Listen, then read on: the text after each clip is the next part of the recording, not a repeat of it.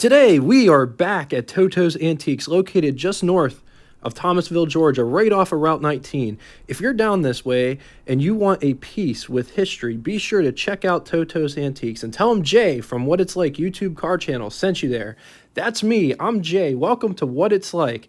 This channel, we feature the classics, vintage, some exotics, lots of orphan cars, and cars that are off the beaten path. If that sounds like a channel that you will dig, subscribe, turn on the bell icon next to it to never miss a video.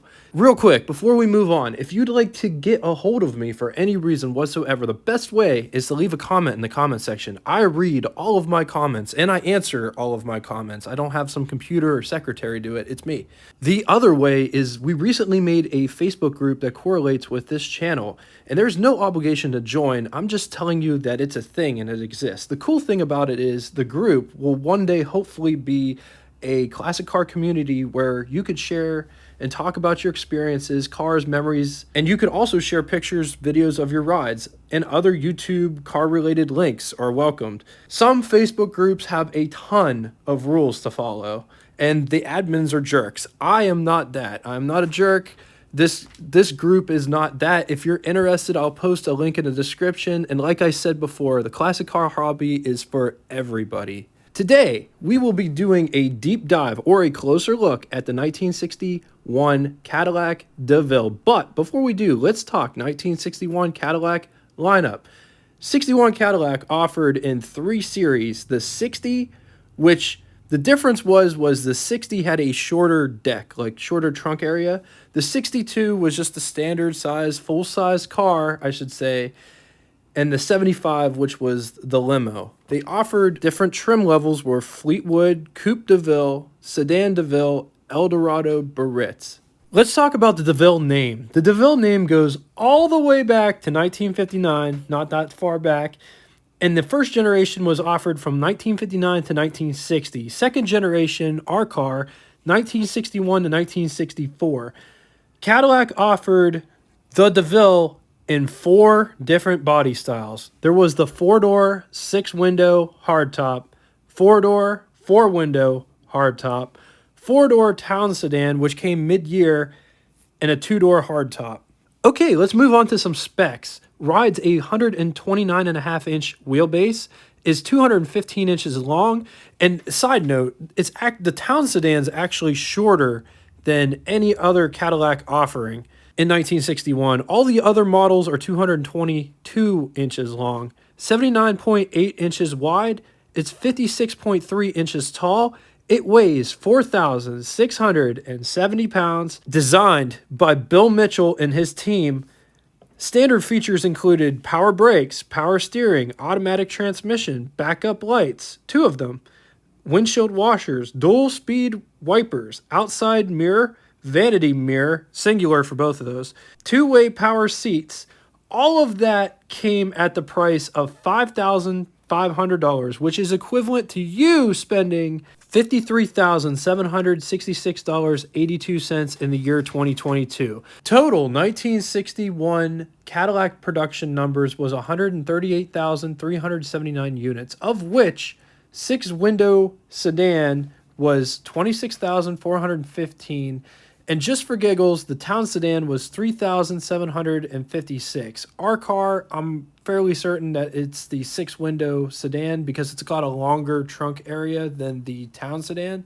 Before moving on to the engine segment, just to reiterate, Cadillac in 1961 made 3 4-door offerings in the Deville trim. The town sedan, which is a lot like the 6-window offering, just with a shorter deck. And this is where it gets confusing to me because the Series 60, that would be the town, I'm using air quotes, would be the category that the town sedan fits into because it has a shorter deck. But every source that I've seen categorizes the town sedan as the Deville. In the comment section below, what's correct? Because I'm kind of confused. Anyway, the 6-window has the full-size trunk. It's the same exact car as the town sedan, just has a longer trunk, and it actually sold better. It turns out more people liked longer trunks on their Cadillacs. The 4-window 4-door has a wraparound rear windshield, which looks really awesome, in my opinion. Moving to the engine segment, there was only one engine available in 1961, and that was the 390 cubic inch displacement V8 6.4 liters, making 325 brake horsepower at 4,800 RPM, 430 foot-pounds of torque at 3,100 RPM. With a bore of 4 inches and a stroke of 3.9 inches, compression was 10.5 to 1, 5 main bearings. Cast iron block is what the engine block and or crankcase was made out of. It was fed with one 4-barrel carburetor, also featured hydraulic lifters. The 1961 Cadillac Deville could go from 0 to 60 in 10.6 seconds with a theoretical top speed of 121 miles per hour. One could expect to get about 9.8 miles per gallon. Transmission, only one transmission was on offer, and that was the 4-speed Hydromatic. Just check out this door panel. Look at how it's designed. It's got like this, it's got this different type of fabric right here, and then down here it's more of a padded material. This feels like a leather or a vinyl material. This looks like it could either be aluminum or stainless steel. Might be stainless steel. Then it's got carpet down here at the bottom. Coming back up here to the control panel, this is the armrest. This is the door handle to pull the door shut. This is the door locks. This is to control the outside mirror. When I turn this, it controls the outside mirror. Coming up to the control panel itself, these are all seat controls here. These two, I'd venture to say, these operate the vent windows. This is driver's side vent window. This is passenger side vent window. This is the driver's side big window, passenger side big window. And this is the rear seat, driver's side window, passenger side window. Notice this car is also a sports sedan. Doesn't have a pillar. I can't put the window down because the battery's dead, unfortunately. But there's no pillar there. Getting inside, notice this windshield wraps around just a wee bit, but not much. Like down here at the bottom, it wraps around more. It's just the way it's designed. It looks like it does, but it's actually kind of sort of, I guess there is a tad bit more there, but there is no more dog leg on this one, just a wee bit of one. That's what the over the hood impression looks like. This one's got sun visors, but no courtesy mirrors. There is a really nice rearview mirror there. Passenger side has a courtesy mirror.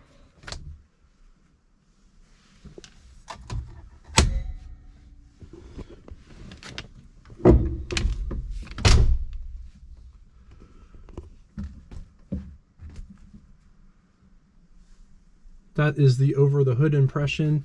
First person impression would be like this. If you were driving the car with the over the hood, this is what it would look like. This car has a lot of space underneath the steering wheel. There is room to do that. And there's also room to do that. So it's very comfortable in that sense. It's very big up here. Like my knees are nowhere near hitting the dashboard. Lots of room. On to the button switches and knobs. I want to apologize. These shots are a little on the dark side, and I wasn't sure. I was at ISO 10,000, and I just wasn't sure if there would be too much noise or, as you guys would put it, grain. Anyway, starting all the way to the left and moving to the right, top left corner is the lights. Just below that, at a diagonal, is the air conditioning controls. Up at an angle is the speedometer with odometer and tripometer in the bottom center. It's hard to see, but right to the left of the speedometer is the temperature gauge, and then all the way on the other side is the fuel gauge. Just below the fuel gauge is where the defroster and heater controls are, as well as a fan. And something interesting, there's a fan for both the heater and defroster, as well as the air conditioner has its own separate fan unit. Maybe not its own separate fan unit, but it has two different switches for fan. I'm not sure if it's two different fans or just the same fan that the switch controls the same one, or the switch controls two different fans. In the comment section below. Moving up to the radio with the radio controls. There's a switch hanging down from the top that controls a light right above the radio, and moving to the right just past the radio is this beautiful clock. Coming back to the drive modes, which read park, neutral, drive, low, reverse, which is weird to me because I thought they did away with this layout in the late 50s. I thought reverse was before neutral. In the comment section below, but then again, this Hydromatic was designed in the 50s. So in the comment section below when that became a thing. I apologize for jumping around so much on this episode, but the windshield wipers and the washer feature is located right below the lights on the far left-hand side of the cabin. And notice there's 3 settings. And the advertisement said you got 2-speed windshield wipers. This one has a low, medium, and high setting. This car has air conditioning. The air conditioned vents are down here. This is the stock for the turn signals. This is the stock for the shifter. 2 ashtrays in this car. This has an ashtray here as well as a cigarette lighter. And then there's an ashtray all the way over on this side with a cigarette lighter. This is the glove box. And this is our glove box testee. It's not going to fit in this one. Does it make it a bad car? No. I have cameras and glove boxes that look super tiny, but they're actually bigger than anything on offer now. This mirror's got the daytime, nighttime mirror. You flick it for daytime and nighttime, and it tells you what it is, which is nice because I've had cars in the 80s where it doesn't tell you. So it says daytime there, and then when you flick it, it says nighttime there. Moving to the rear door panel, it's a lot like the front door panel, but it's in the rear. Door handle to pull the door closed up here. Armrest to put your arm on. This is the door handle to get out. Electric window switch, ashtray, as well as cigarette lighter, and it's like that on the other side as well. Getting into the rear seat. This car has a lot of room. Lots of knee room. This is what I look like in the rear seat. I got lots of headroom, to be honest. The seat back it's reclined just a wee bit, but it's not really upright, but you can see the seat profile here in relation to how it's reclined. I've been in other 50s cars where it's not like this, like it's more upright. This one kind of slants back just a wee bit. This one's got the armrest in the back, so it's got an armrest in the back and an armrest in the front. I'm assuming handles to hold on here. This car is equipped with seat belts, you can see. Just notice all the foot room you have. This car is absolutely massive. It's got light up there as well as a coat hook. There's a light coat hook. It's also got a light on this side as well as a coat hook. It's got little windows back here. And just notice how the rear windshield is. It's like a flat piece of glass, but it's not completely flat. It curves just a wee bit here. This shelf back here, I'd say a kid nowadays could probably sit up there if he wanted to. My daughter could probably sit up here if she wanted to sit up here and cause a ruckus.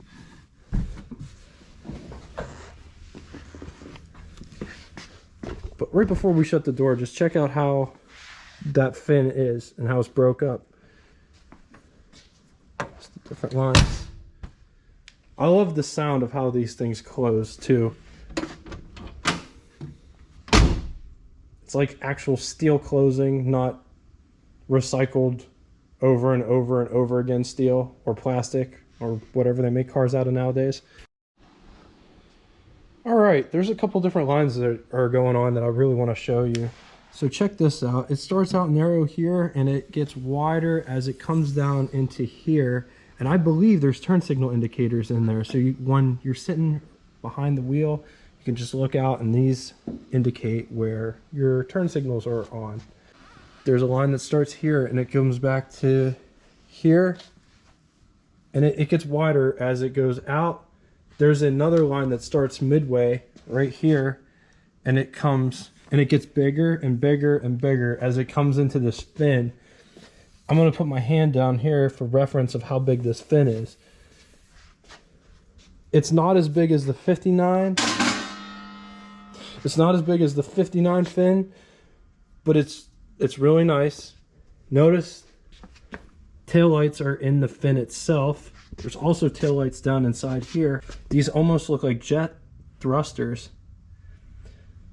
And then there's this line that comes out. It's almost like a reverse fin. And it actually starts all the way up here. It almost looks like a stabilizer for a ship. How it comes out like that. And then whenever it gets to the rear here, even in these fender skirts, these fender skirts aren't straight. They're creased right here. That would be a really hard shape to make. I guess over and over again it would get easier, but notice even down here, this is still part of the same fender skirt. So it actually comes to a point right here and then out the back. That is a beautiful design. And that's why I tried to show all this stuff, because you don't see this in pictures. You don't see all of these lines coming across. There's 1, 2, 3, 4. There's at least 5 different lines in that one section. Okay, coming around to the trunk back here, I already popped the trunk. I just wanted to show you different things. That's what the keyhole looks like. There is no cover above it. This is where the gas is, and it's awesome when it's in the center, because then you don't have to worry about, oh, is my gas filler on the left or the right? It's in the center, so you can go to any gas pump, which is great. I love how it's concealed underneath that panel. It's awesome. Let's move up to the trunk. This one also has a low loading floor. I think the Mercury, I don't know. I just did the Mercury and this was across from it. I'm not sure when. I'm pretty sure the Mercury is going to go up first. But anyway, it's got a smaller load floor than this, or opening I should say. They're roughly the same, but it seems like the Mercury was lower. Anyway, just check out the trunk. Look at how massive it is.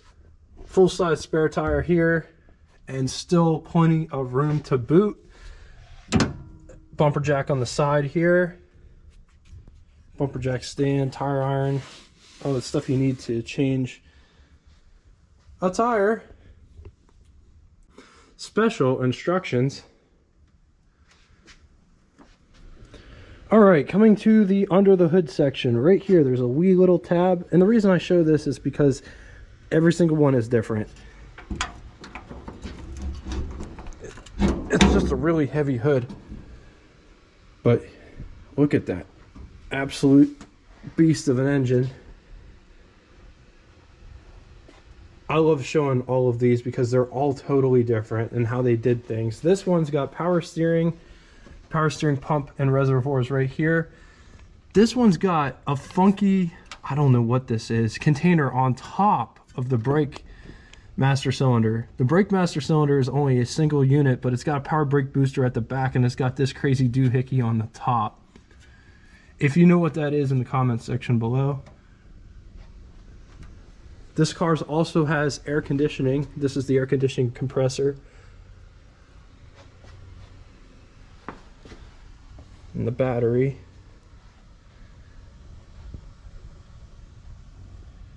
On to the pros and cons. I usually get all of the pros and cons from the complete book of collectible cars, Blue Chip Auto Investments, 70 years from 1930 to 2000 by Richard M. Langworth. But this car isn't in that book, so we had to make our own list. On the pros, there is no mistaking this car for anything else. It looks like a Cadillac. It smells like a Cadillac. Fins are Cadillac. Big and spacious and comfortable. On the cons, there's a lot of chrome on this car. Not as much as in the 50s, but more than the Cadillacs that come after this. It's big, heavy, and consequently thirsty. Camera did not fit in the glove box. I'm just kidding. I just wanted to add that because I thought it would be funny. Okay, on to Name That Tune. So I'm looking for the name of the band, artist, or group, and the song title. First person to do that will have their comment pinned to the top of the comment section. That one is a little bit easier than the other ones that I've chose previous because I want to make it fun for everybody. And a lot of the previous ones, nobody really knew. So I hope you enjoyed this episode. I sure did. If you want to check out the Facebook link is in description. Feel free to share anything automotive on that group. And until next time, toodaloo! P.S. There is more to the Deville story than I originally led on to believe. I left that part out specifically because I plan on hitting a 59 Deville, as well as there's some things that I left on the cutting room floor because I intend to do every single model from every single year, especially in the 50s, 40s, and 30s, 60s, if I can. So if you don't hear something during an episode, we're going to come back to it just to stay unrepetitious and fresh. Thank you all so much for watching. And again, toodaloo!